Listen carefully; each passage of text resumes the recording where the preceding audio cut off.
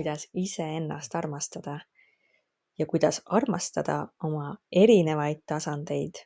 Üks tasanditest on meie mõistuse tasand ja talle tuleb anda jõukohaseid ülesandeid. Me ei tohi teda üle koormata selliste ülesannetega, mis ei ole tema pädevuses. Nagu näiteks, millist partnerit endale valida või kuhu kolida või millist tööd hakata tegema. Need teemad ei ole üldse mõistuse jaoks. Mõistus vaatab igapäeva asju, kuidas saaksid tavalised asjad tehtud. Ja me peame õpetama mõistust leidma lahendusi.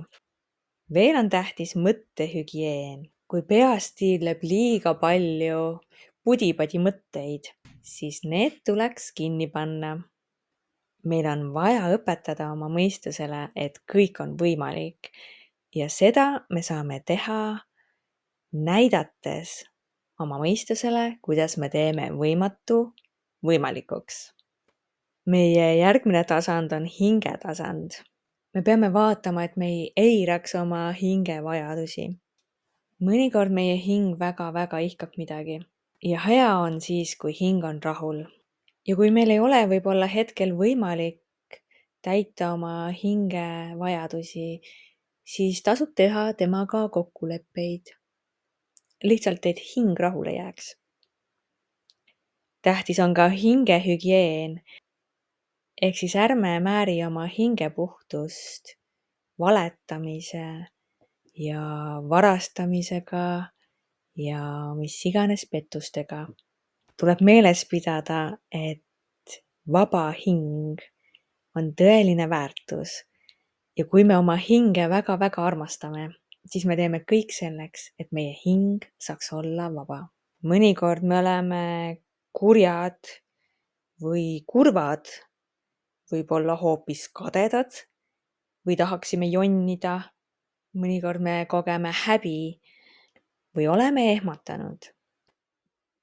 Ja kui me neid tundeid ei oska vastu võtta, siis need salvestuvad meie emotsionaalkehasse. Nad jäävadki sinna pidama. Nüüd, kuidas võtta vastu kõiki oma tundeid? Tuleb lihtsalt keskenduda oma emotsionaalkehale ja võtta kõik tunded ükshaaval vastu ühe suure karukallistusega. Siis need tunded saavad lahustuda, sest nad on kõik ilusti vastu võetud. Ja meie keha loomulikult vajab head korralikku puhkust ja puhast toitu ja talle meelepärast aktiivsust, piisavalt hoolitsust ja muidugi hügieeni. Me peame oma keha hoidma puhtana, riietama teda puhastesse riietesse, kus ei oleks meie vanu keharakukesi ning vaatama, et meie kehakene oleks mõnusas puhtas keskkonnas, kus ei oleks üleliigseid asju, mis tekitaks üleliigset müra. Ning üks huvitavatest tasanditest on meil ka egotasand. See on nagu meie varjupool, mis aktiveerub siis, kui me millegagi rahul ei ole. Ja mõnikord ta tahab minna kedagi võib-olla paika panema või tahab ta hoopis iseennast nüpeldada. Egotasandit saame armastada nii, et me võtame ta mõnusasti oma armastuse sisse ja laseme tal oma armastuse sees ära lahustuda. Ja meie erilisemaid ja juhtivamaid tasandeid on meie südametasand. Just see tasand on see, mille abil me otsustame, keda me valime oma kaaslaseks, millist karjääri me peaksime endale valima ning kus kohas me võiksime elada. Ja läbi südametasandi me saamegi ennast täielikult armastada.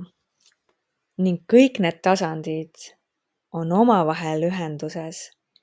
Kui üks neist on jäetud hooletusse, võivad reageerida ka teised tasandid. Kui meie mõistuses on liiga palju prügimõtteid, mõtteid, mis teevad meid õnnetuks, siis võib olla nii, et meie keha reageerib sellele.